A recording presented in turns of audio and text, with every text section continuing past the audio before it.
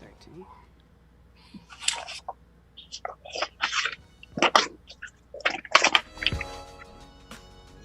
Hey, Pat, I'm here.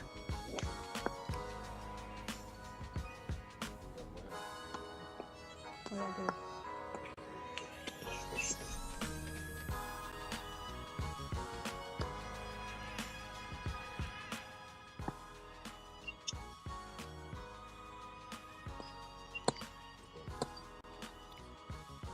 Good evening, everybody. I got a great show planned for you tonight. I got an excellent guest coming in. We're going to talk to you about some incredible things coming up in the business world. I would like to welcome you to Unboxing the Business with Soups. How y'all doing out there? Let me tell you, when you want to call in, you have any questions for our guests, you're going to call in at 646-233-1302. Buckle up. Hold on tight. I want to bring my guest in and introduce him to you all. Tonight, I have with me Jeffrey Dunn, the founder, executive director of the Incubator, The Boss, Business One-Stop Shop. A little bit about Jeff, just to introduce him to you all. Jeff is a strategic joint venture partnership facilitator.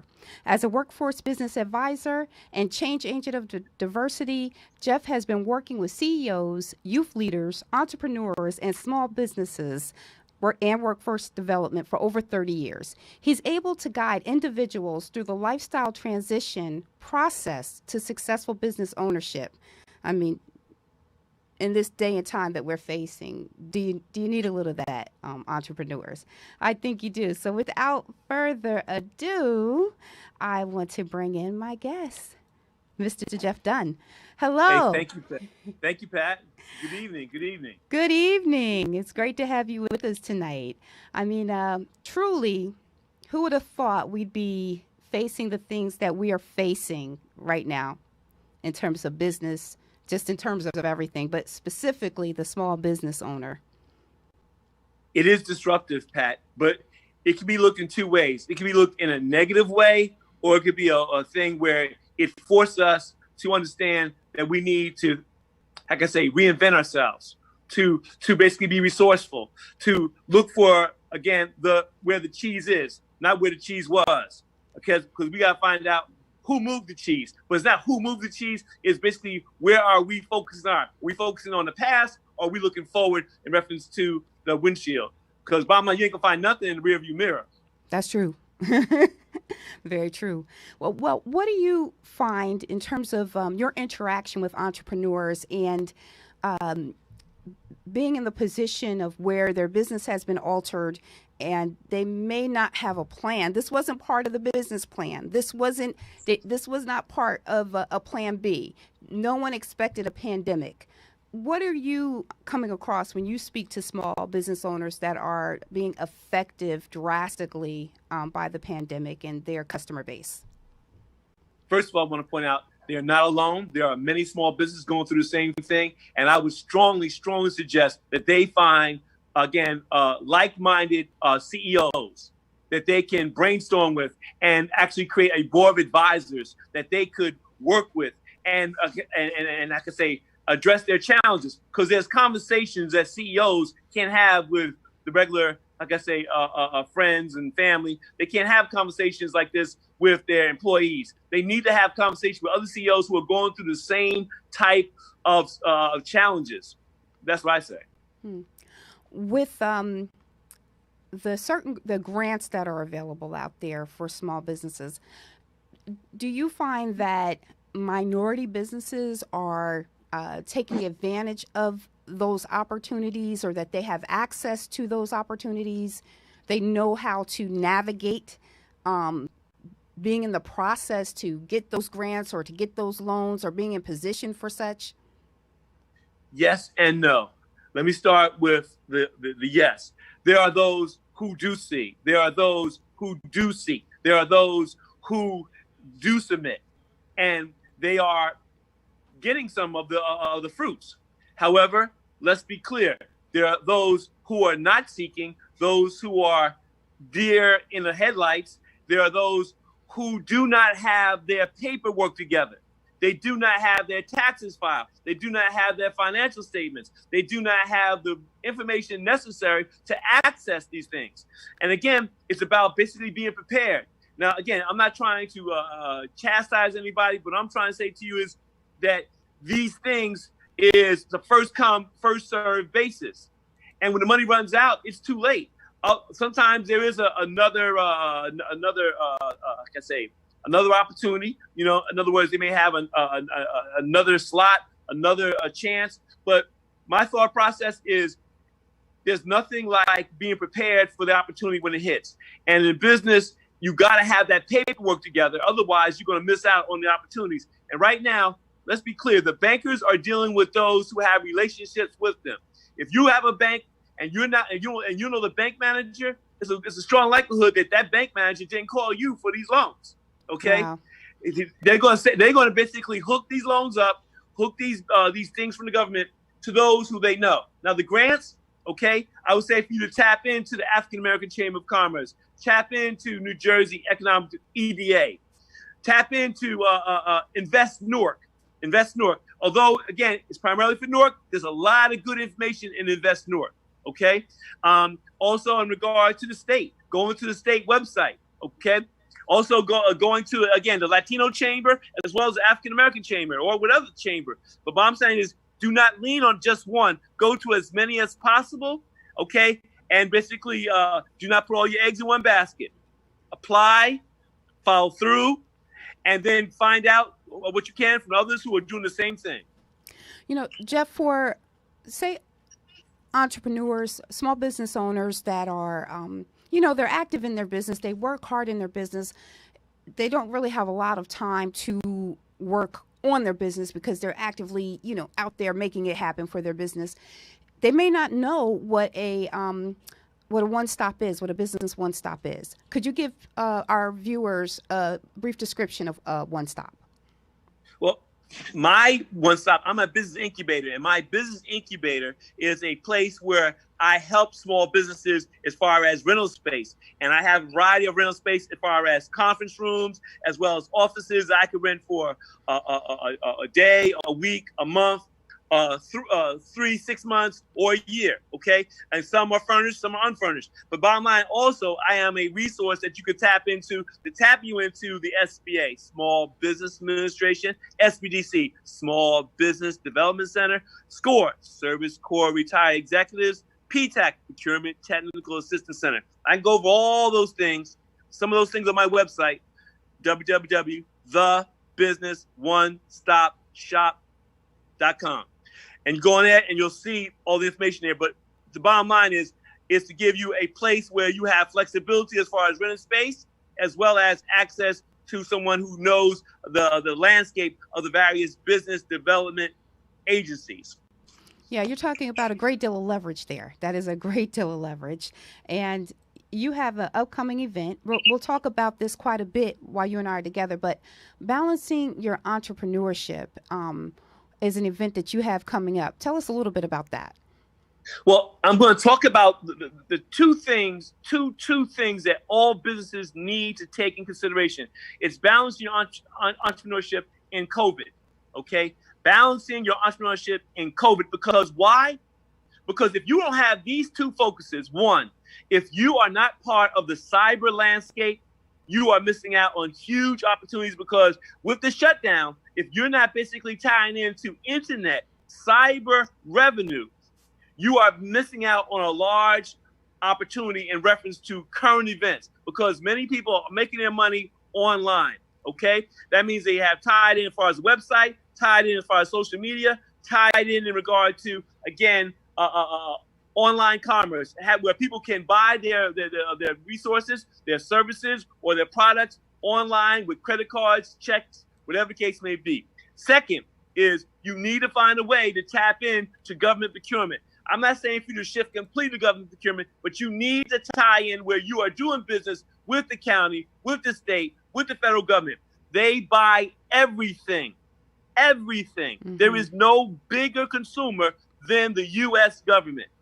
Okay. And then after the U.S. government is the state or the county or the city. But bottom line is there's a variety of things you need to know And I want to bring you into awareness of that. And I'll talk about that on the, like I say, on the webinar, online event. Oh, okay. Okay. So it's a webinar that entrepreneurs can tune into to unpack all of that. Right. Yeah. And the other thing too, Pat, is that a lot of people are at home and they're working, and there's a balance. There's a balance. And the balance is that you have to balance your life with your business. Otherwise, your business can consume your life. Absolutely. And I want to talk about that. I'm a second generation, so I grew up in an entrepreneurial environment. So I want to give the people the benefit of growing up in the benefit, in a entrepreneurial family and business, as well as running and owning your own. Okay, you have to understand that you are actually cultivating a culture within your family, within your community, and within your business. And you have to understand that these small details matter a lot. But the key thing is, to thyself be true. And if you are not happy, if you are not balanced, then basically you're going to bring greater challenges into your business, which you are leading. And everybody's watching you, everybody's following you, and everybody's expecting you to have the answers. And bottom line, you got to have those answers. But now you can get those answers from your, as I said before earlier, by your fellowship with those other CEOs, with your accessing those business development agencies, with you staying aware in reference to the various programs and resources that are available that I'll talk more about on the online event. Yeah, your toolkit, or let me say your resources in terms of human experience, other people that have been there before you, other people that have gone through it, other people that have, they've built the framework to be able to assist you in terms of, helping you get through the tough times, because a lot of businesses are facing tough times and a shift.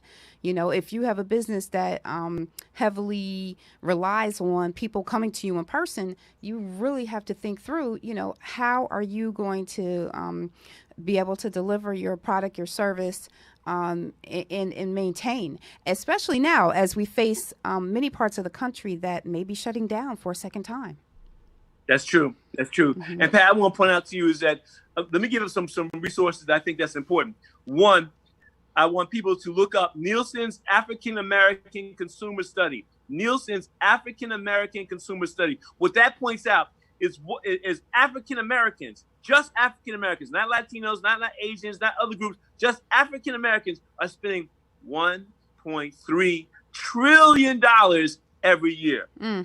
If we were just to capture our own community's money, we can make a whole lot of money. But please do not expect your people or anybody else to basically, like I say, come to you, buy from you or your services simply because you're Black. Right. No, what you need to do is you need to bring the value that makes people have the mindset that they are spending their money wisely, that they're getting good value. What you want is not satisfied customers. What you want is raving fans. Yes. Raving fans, people who are bragging about, talking about, man, I went to that place. That was some good service. That was some good food. Let me give you an example, Pat.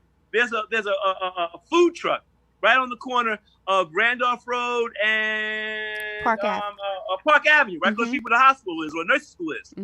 And it's a food truck. And what happened is they have a wide variety, a strong menu, and people are coming and waiting. Check this out. Waiting an hour for their food. Yeah. Why? Because it's just that good. It's good. The price is right. The food is good. Good value. So what? They get raving fans. And those raving fans, what? They bring their friends, they bring their family, and they become part of your marketing team. Absolutely. It's nothing better than word of mouth. That's the truth. A walking billboard for you. Yeah. Because people trust their friends and family. So if you make a referral, if you say it's good, then, they're going to want to patronize it.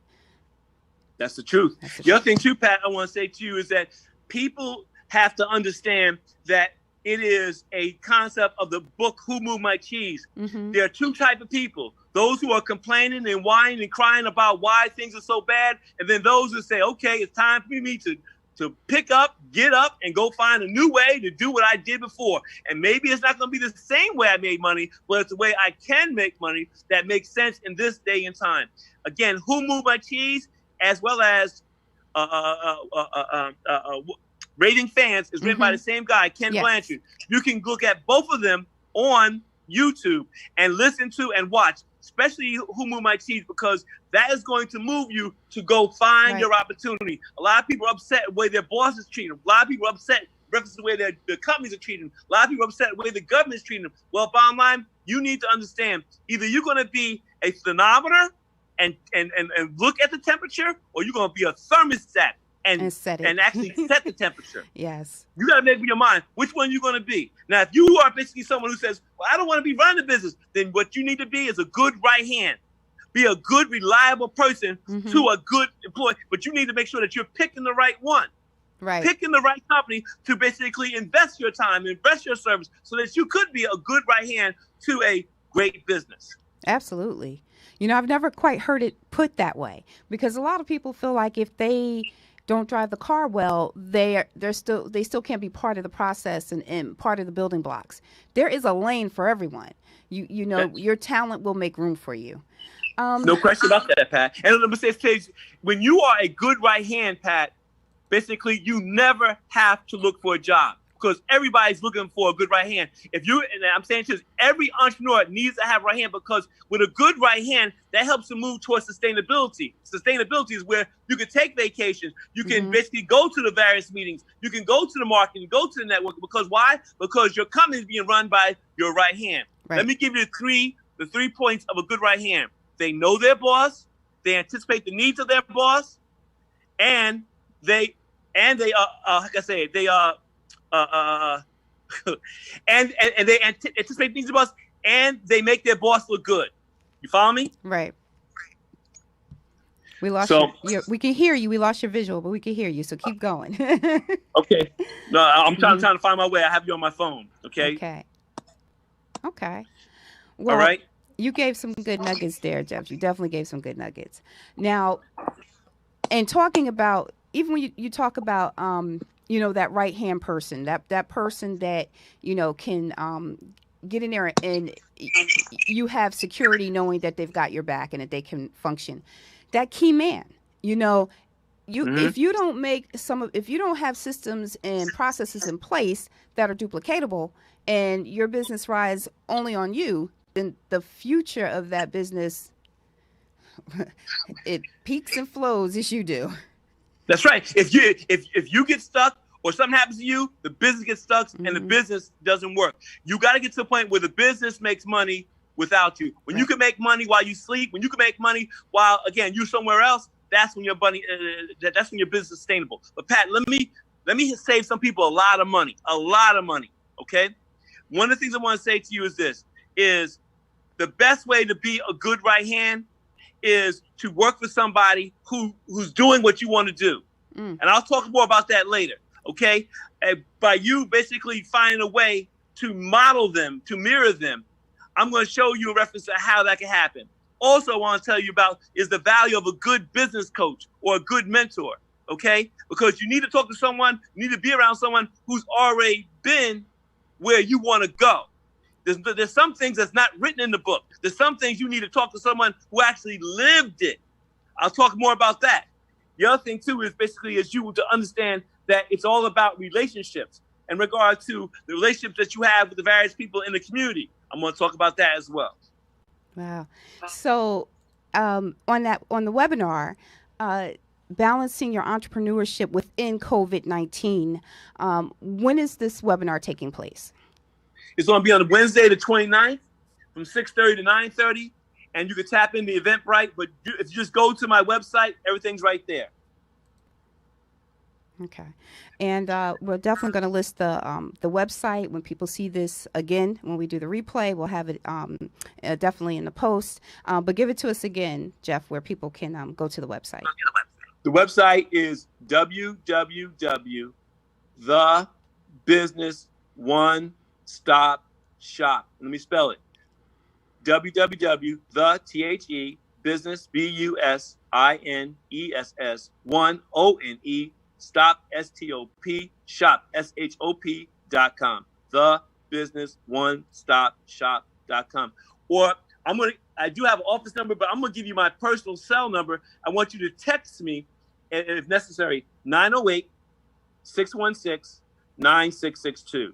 908-616-9662. Text me and basically tell them that you heard me on this program, and I'll try to get back to you within 24 to 48 hours and try to tap in and answer any questions you may have. Now, Jeff, what would you say to the new business owner, had a business ready to launch it, and COVID-19 hit? And excellent. They're paralyzed. Here's the situation. Excellent question. I want to talk to them in reference to tapping into their association of their industry. I'll go into further about that, but their association, priceless information. And I'll tell more about that, because bottom line is, again, you need to understand you're not in it alone. There's no need for you to reinvent the wheel. It's about you capitalizing and basically bringing these best practices home, and then basically leveraging them in a way that makes sense for you. Now, Jeff, before you leave us, can you tell our viewership a little bit about your entrepreneurial journey? No question about it. Okay. How far back do you want me to go? Go all the way back. All the way back. Excellent. Okay, we got 8 minutes. Okay, so the going all the way back, and I say to you, it was priceless. Was my well, you know what? I'll say when I was in school, I stopped by the candy store, and I would buy Jawbreakers, okay, for a penny, okay, and then the kids from the rich areas who were busting in, I would sell them for 3 for a nickel, 5 for a dime, okay. All right. And I would basically make my money that way. But then as I got older, I got me a paper route. And that paper route, I made good money. I was like 12 years old, and I was making like $35, $40 40 years ago. No, 50 years ago. 50 years ago. Okay. That was good money. I did so well that I was able to handle all my personal business. My parents didn't have to pay for nothing other than a Christmas present or birthday present, but all my clothes, my bikes, all my toys, I bought that on my own. Then basically I went to college. I got into a number of things, basically selling jewelry. Also got into real estate. Bought my first property when I was like 24 years old. Basically worked my family business as CFO. Came in at when we were making like $3 million, and basically went to where we went to $14 million. We had employing over 1,000 people. We were the number one maintenance company on the East Coast as far as government contractors. We were in the 8A program. So basically, I was able to work it on various levels. And because of that, we were a government contractor, we had to be tied into the politics. We had to be tied into the government agencies. We worked the OJT program, on-the-job training program, which basically benefited our business because we were a business. We were in janitorial maintenance, and janitorial maintenance was 5% margin, 5 cents on the dollar, Pat. Okay, but bottom line, by tying into the OJT, I'll tell them more about this one again when they go into my webinar. Is basically we were able to get 50% of the salaries back from the employees who worked for us, and because we had a high turnover, we had this 50% of this money coming back. We raised our margin from 5 cents on a dollar to 25 cents on a dollar because we mastered the program. But here's the situation: you got to know the program better than the people who administrate it, because there are gatekeepers, and some will let you in, and some will block you out. Right. But you need to know the program. You need to have a relationship. You need to understand the game. But the only way to play the game is to know the rules, because if you don't know the rules, there is no way possible you can win. There you go. Every single reason why you need to be in this webinar on July 29th? That's right, correct. July next 29th. Week. Yes, next That's week. Right. Fast approaching. And see, I want to say this, bottom line, I'm going to teach you everything in there. It's not going to be for everybody, but I'm assure you there'll be more than enough nuggets to justify the $97 that you're spending. Okay? No question about that. You will spend $97 on a good dinner. You'll spend $97 on a good hotel. Mm-hmm. This is something that will give you a roadmap to resources that will help you take your company, your family, your business to another place. Bottom line is, if you are a CEO, you need to be resourceful. You need to be have a mindset of understanding where the opportunity is. You don't have to have all the answers, but you need to know where the answers are. Mm-hmm. True. You need to be able to go find that answer. That's the truth. I mean, you gave us a huge nugget when you said associations. being around people that are like-minded, that have been through it, that they got the scars and they got the victories, and they can give you a light on your path. But the association, Pat, is built to do the research. But then I'm gonna tell you which associations you should be tied into, because there's a number of them. Which ones should you be going after? And that's a key point. That by itself is valuable, because by you join the wrong association, you're spinning your wheels with something that will play like this. There's a scrub court and there's a player court. Which one you gonna play on? Okay, player court. No, that's right. Because scrub court, anybody can play, but the players court, you gotta earn the right to play. That's right. Okay, and you can learn more on the players court watching than you can playing on the scrub court. Yeah, because if you stay in your comfort zone, you're gonna be mighty comfortable and mighty broke. You need to be in a room with people who are at least as smart as you, some smarter than you. Yes. Because if you are in a room where you're the smartest one, you in the wrong daggone room. Because you ain't going to learn nothing. Right. Well, you know what, Mr. Jeffrey Dunn, you gave us quite a bit tonight in a short amount of time. I appreciate you so much for coming on, Unboxing the Business, as you definitely unpack some things for us that are important for entrepreneurs. You got some nuggets out there, small business owners. So plug into this webinar. You don't want to miss it. How can people find you on social media? The best way to find me is basically go on LinkedIn. All my information about me is on LinkedIn. But again, bottom line is, again, you can find me on, Facebook and Instagram. But as far as what I do and what I know, basically LinkedIn. The other thing I want to say is that I want to give you props, Pat, and your program, because you're spreading the news, you're spreading the information, you're sharing unselfishly, and people need to share your information, share your contact, so that you can be the international beacon that you are. And I'm trying to say to you is we need more of you, not less. The black media, the small business media, the community media is shrinking. Why? Because there's not enough people who have the passion, who have the ministry mindset that you have, Pat. And I want to say thank you for allowing me this opportunity to share my opportunity with these individuals here. Thank you so much. Everybody, let's hear it for Mr. Jeffrey Dunn. And make sure that you don't miss the webinar, Balancing Your Entrepreneurship Within COVID-19, coming up on July 29th. Hit them up, go to Eventbrite, go to the website, and register for this webinar. Again, go ahead. Thank you, Pat. Thank you so much. And listen, bottom line, people, support your businesses. Don't just basically talk about it, be about it. Basically, spend some money in your community. Go to those various restaurants. Go to those small businesses. Your money helps them. Now, mind you, they need to give you your money's worth. Absolutely. But if they're giving your money's worth, spread the news and be a raving fan and share the good news with your friends and family so that we can create the Black Wall Streets that we need to. Because why? Because we need to keep our dollars in our community and stop allowing people to siphon our money into communities that are not connected to us. Yes, and don't give back. And don't give back. We need so much in our communities. Jeffrey Dunn, once again, I thank you. Appreciate you wholly. And I look forward to more and having you on as often as I can get you. Hey, Pat, now listen, this workshop I'm doing is just a stepping stone to a online course that I will tell more about in my webinar. But by perhaps I'll come on again and I'll share more about that, because the situation right now is that we need more entrepreneurs and we need more examples so we can inspire more people and more youth to look at the various options that are right in front of us. Absolutely. Well, on that note, people, we are out. You are unboxing the business with Soups. I had an incredible guest tonight, Mr. Jeffrey Dunn. Do not miss the upcoming webinar on July 29th. And we will see you next Monday, 7:30 p.m. Thank you. God bless. Thank you, Pat. Thank you. Bye-bye. Bye-bye.